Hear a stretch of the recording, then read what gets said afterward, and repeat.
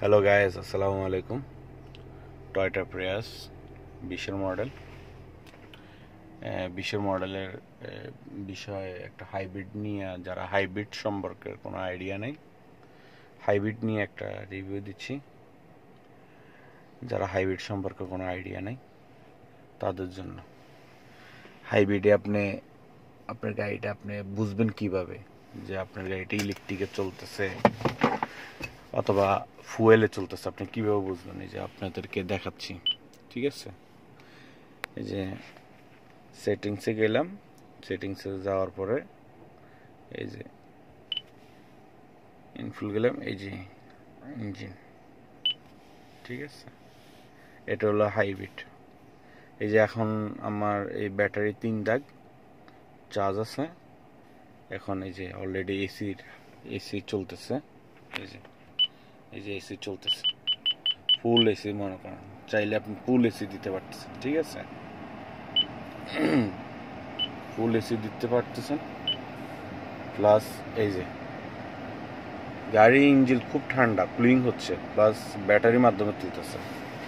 এই যে মনে করেন আমি গাড়ি আগাচ্ছি, এই যে চাক্কা ঘুরাচ্ছে, ঠিক আছে? এই যে আমি এসিটা কমিয়ে দিচ্ছি, আমার সকাল সকাল তো ঠান্ডার একটা প্রবলেম, ঠিক আছে? এই যে অলরেডি গাড়ি হাঁটতেছে, ঠিক আছে? ব্যাটারির মাধ্যমে চলতেছে। এবার ব্যাগ দিচ্ছি, এটা আমার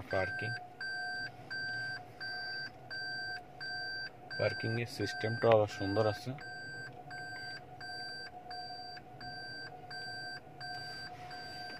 ওকে, এই যে পার্কিং চলে আসলাম, ঠিক আছে? এখন হাইব্রিডের মাধ্যমে, ব্যাটারির মাধ্যমে, সোজা কথা যেটা, ব্যাটারির মাধ্যমে গাড়িটার ইঞ্জিন চলতেছে, এসি চলতেছে, সব কিছু চলতেছে। আমার আবার গাড়িটার আবার অটো সিস্টেম, লাইটটা আমি যখন টান দিই তখন লাইটটা অটোতে চলে, বন্ধ করে রাখলাম, ঠিক আছে? আবার এই যে দেখেন, যখন মানে অনেকক্ষণ যাদের ব্যাটারিটা ভালো, ব্যাটারি মূলত ভালো, অনেকক্ষণ থাকে।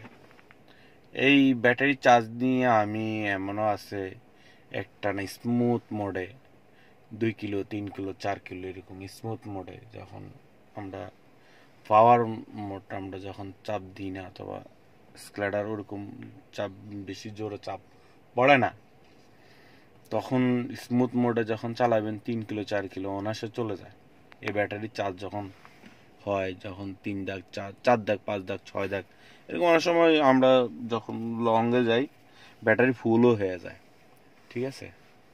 তো যারা হাইব্রিড গাড়ি চালান, আসলে ফুয়েল সাশ্রয় করতে চান, তাদের উদ্দেশ্যে একটা কথা বলি।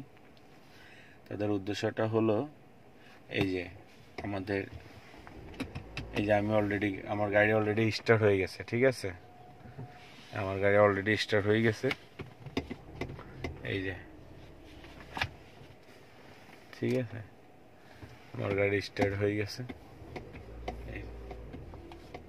গাড়ি স্টার্ট। অবশ্য ব্যাটারি মানে আমি যতই এসকেলেটর চাবি, এই গাড়ি স্টার্ট হয়ে গেছে। তবে এসকেলেটর ছাড়ি দিছি, স্টার্ট বন্ধ।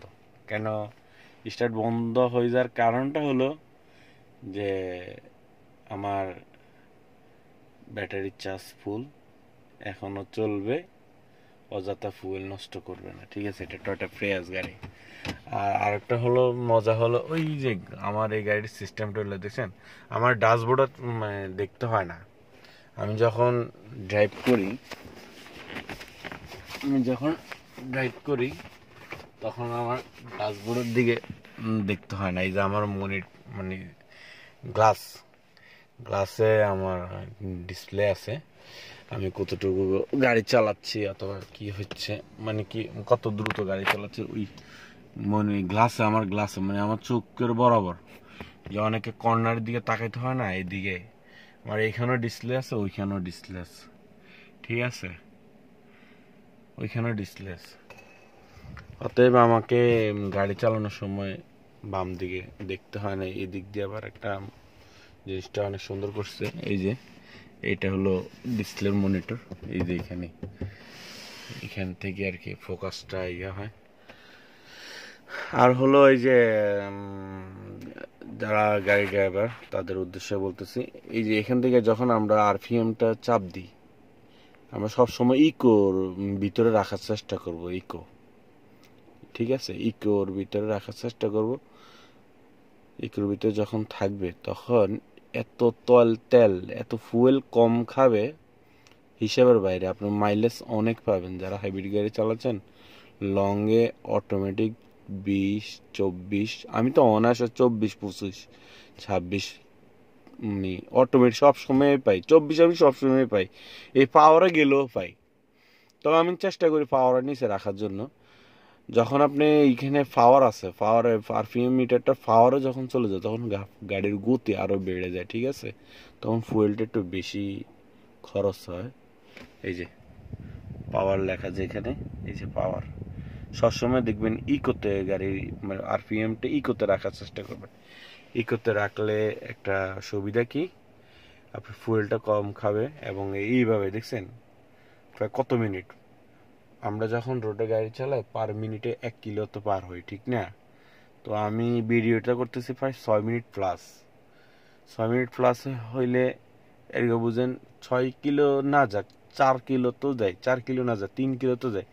এই ব্যাটারির মাধ্যমে 3 কিলো, মানে একবার চার্জ হয়ে যায় 3 কিলো চলে যায়। তো এরকম বুঝেন 3 কিলো ব্যাটারি মানে আপনার তেলের কতটুকু সাশ্রয়।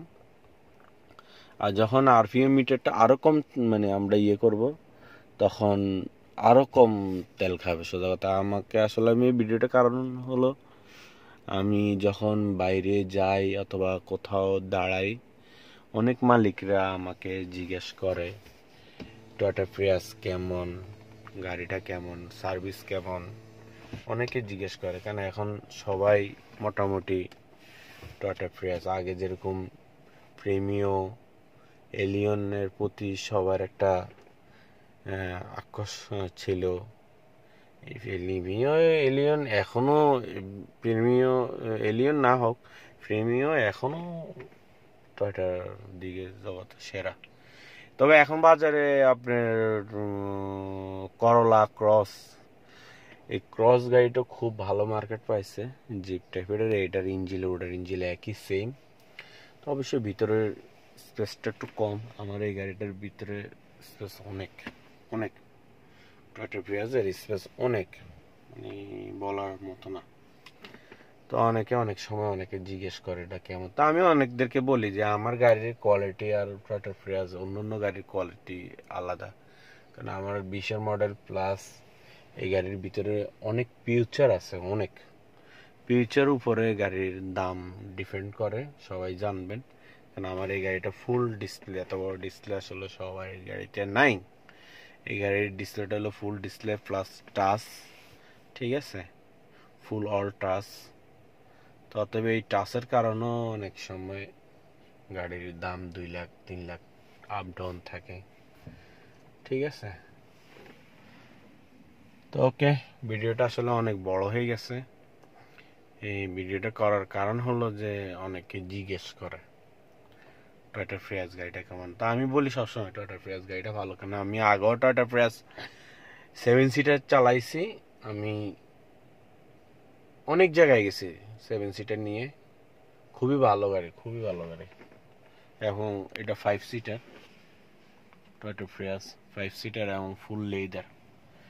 এই গাড়িতে একটা মজা কি, এই অরিজিনাল লেদার সিটের, এই অরিজিনাল সিটের তে বসে যে একটা মজা, যে আরাম, যদি এই লেদারটা যদি উপরে র্যাক্সিন করে মালিকে যদি রাখতো তাহলে ওই মজাটা আমরা পাইতাম না, ওরকম ফিল্ম পাইতাম না। এখন যে একটা মজা পাচ্ছি, ঠিক আছে, প্রপারলি একটা যে মজা পাচ্ছি আর কি, ওই র্যাক্সিন যখন বাজারে র্যাক্সিনগুলি, ওগুলি যদি এই সিটের উপরে যদি পরাই দিত তাহলে আর অরিজিনাল লেদার একটা মজা পাইতাম না। এই জিনিসটা আবার খুব ভালো করছে, ভিতরের ডেকোরেশনটা, ইন্টেরিয়রটা, ড্যাশবোর্ডটা হোয়াইট, খুবই সুন্দর, সিটের সাথে ম্যাচিং, ঠিক আছে। এই ভিতরে দেখাশোনার উপরও গাড়ির দাম বৃদ্ধি হয়। সবাই যখন টয়োটা প্রিয়াস গাড়ি কিনবেন, ব্যাটারি দেখবেন, মাইলেজ দেখবেন। এই যে মাইলেজ দেখবেন সব সময়, ঠিক আছে?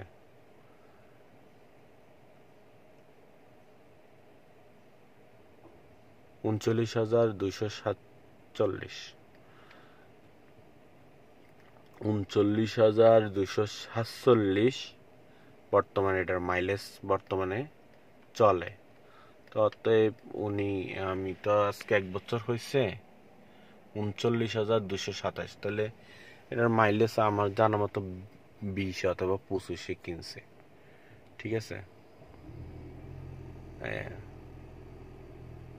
মাইলেজ কিলোমিটার, ঠিক আছে? কিলোমিটার যে 29,227 কিলোমিটার, 39,227 কিলোমিটার এই পর্যন্ত টোটাল চলছে।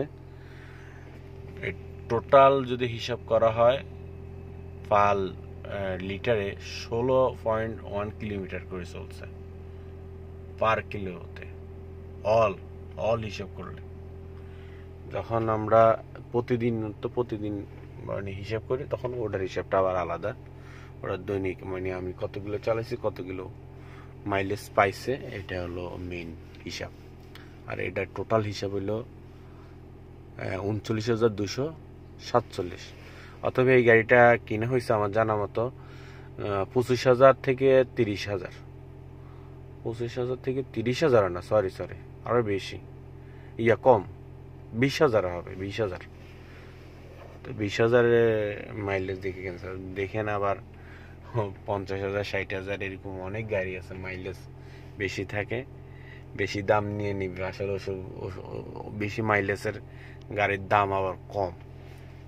যখন মাইলেজটা একটু বেশি হয়, তখন আবার গাড়ির কন্ডিশন থাকে, দাম থাকে, কমে যায়। ঠিক আছে, ওকে, আল্লাহ হাফেজ, আসসালামু আলাইকুম।